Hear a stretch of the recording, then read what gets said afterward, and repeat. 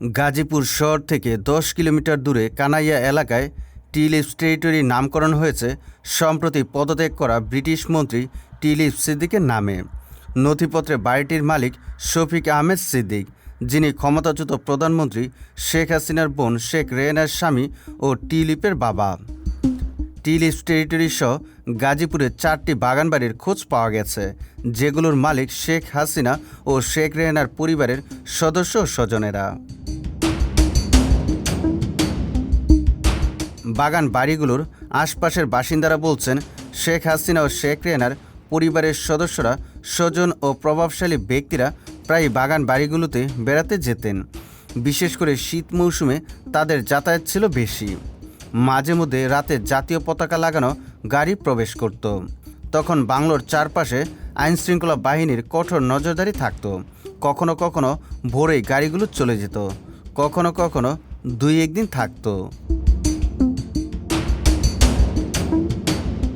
4টি বাগানবাড়ির মধ্যে একটির মালিক শেখ হাসিনা, তার ছেলে সজীব ওয়াজেদ জয় ও মেয়ে সাইমা ওয়াজেদ পুতুল, এবং শেখ রেহেনা তার ছেলে রাদওয়ান মুজিব সিদ্দিক ববি ও মেয়ে আজমিনা সিদ্দিক রূপন্তী। একটির মালিক শেখ রেহেনার স্বামী শফিক আহমেদ সিদ্দিক। বাকি দুটির মালিক সাবেক প্রধানমন্ত্রী শেখ হাসিনার প্রতিরক্ষা উপদেষ্টা ও শেখ রেহেনার দেবর মেজর জেনারেল অবসর তারিক আহমেদ সিদ্দিক। স্থানীয় ভূমি কার্যালয় থেকে যতটুকু নথিপত্র পাওয়া গেছে তাতে দেখা যায় 4টি বাগানবাড়ির দলিলাধীন জমির পরিমাণ 816 শতক বা 25 বিঘা। তবে স্থানীয় বাসিন্দাদের ভাষ্য, জমির পরিমাণ এর অনেক বেশি। গড় মৌজা মূল্য বিবেচনায় নিলে দেখা যায় 25 বিঘা জমির দাম প্রায় 49 কোটি টাকা। তবে স্থানীয় বাসিন্দারা বলছেন, বর্তমান বাজার মূল্যে এই জমির দাম 100 কোটি টাকার কাছাকাছি।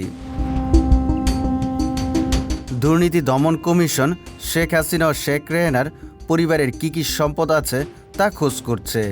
সংস্থাটির তথ্য চেয়ে গাজীপুর জেলা প্রশাসককে চিঠিও দিয়েছে। গাজীপুরের অতিরিক্ত জেলা প্রশাসক মোহাম্মদ কায়সার খসরু বলেন, দুদক থেকে শেখ হাসিনা ও তার পরিবারের সদস্যদের জমির তথ্য চেয়েছে। আমরা এরই মধ্যে জেলার সবগুলো ভূমি অফিসের কর্মকর্তাদের কাছে জমির তথ্য চেয়েছি। তাদের প্রতিবেদন পাওয়ার পর নিশ্চিত হওয়া যাবে তাদের নামে কী পরিমাণ জমি রয়েছে। সুজিত মণ্ডল, সবার কথা।